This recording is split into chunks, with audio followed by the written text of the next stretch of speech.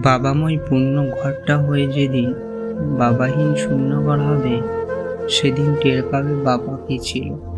বাবার বালিশের পাশে যখন একলা একটা চশমাটা পড়ে থাকবে, কিন্তু সেই চশমা পরার মানুষ থাকবে না, তখন বুঝবে বাবা কি ছিল।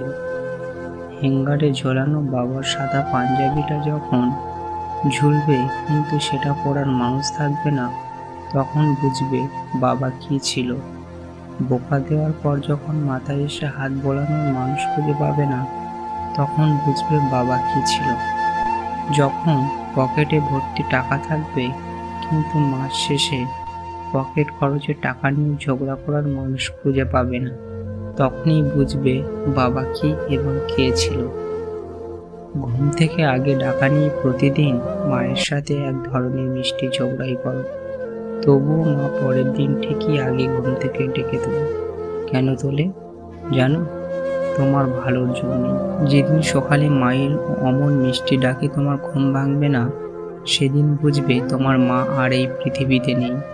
আর তখনই হাড়ে হাড়ে টের পাবে মা কি ছিল। শত শত মানুষ তোমার পাশে থাকা সত্ত্বেও যেদিন টের পাবে না কোনো এক শান্ত আঁচলের নিচে তুমি এখন আর ঠাঁই পাচ্ছ না, সেদিনই বুঝবে মা কি ছিল। 103 ডিগ্রি জ্বর থাকার পর যখন বুঝবে এখন আর রাত জেগে তোমাকে কেউ পাহারা দেয় না, কিংবা তোমার মাথায় পাশে বসে কেউ তোমার দিকে গভীর মমতাময়ী দৃষ্টিতে কেউ তাকিয়ে থাকে না, তখন বুঝবে মা কি ছিল। চারপাশে সকল রাগ আমরা দেখাই মায়েদের সাথে, তবুও তারা সব নীরবে সহ করে যান। কিন্তু যখন টের পাবে রাগ আছে, অভিমান আছে, শুধু তা দেখানোর মানুষটিই নেই, তখন টের পাবে মা কি ছিল।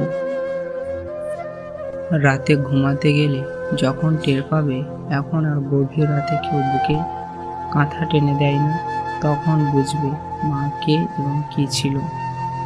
বাবা মা কি কেবলই দুটি শব্দ? তার চেয়ে বেশি কিছু নয়। প্রতিনিয়ত বাবা মাকে আমরা কি অন্য 8-10 জনের মানুষের সাথে মিলিয়ে ফেলেছি না? কমার্শিয়াল ইয়ারের সাথে তাল মিলাতে গিয়ে বাবা মাকে কি কথা শোনাচ্ছি না? আমাদের জন্য বাবা মায়ের নীরব স্যাক্রিফাইসের কথা কি একবারও জানতে চেষ্টা করছি? একবারও কি উচিত ছিল না তাদের কাঁধে হাতটা রাখা, আলতো করে হলেও খানিকটা স্পর্শ করা, গভীর করে ছুঁয়ে দেওয়ার, বুকের সাথে বুক মিলিয়ে এক পৃথিবীর পাওনা না পাওয়া সকল অনুভূতির গল্প করার? আমরা কি করেছি, কেন করিনি, একবার কি ভেবেছি? সত্যি বলতে বাবা মায়ের মতো করে এই পৃথিবীর আর কেউ আমাদের ভালোবাসতে পারে না, আর পারবেও না। যদি সম্ভব হতো তবে তারা তাদের কলিজাটাও আমাদের জন্য ছেড়ে দিত, কাপড় করতো না, কারণ তারা বাবা মা।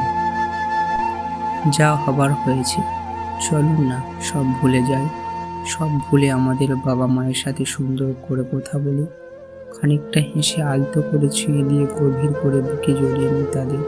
চলুন না, বিশ্বাস করুন, এর চেয়ে বেশি কিছু তারা চায় না।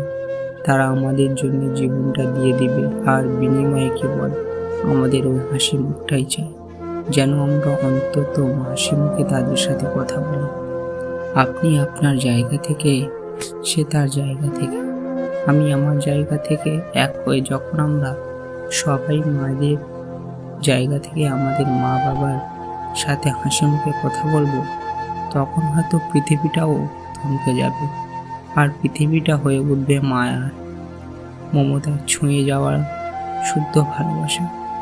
চলুন না অতীতের সব ভুলে মিষ্টি হেসে আমাদের বাবা মাকে বুকে গভীর করে জড়িয়ে ধরি।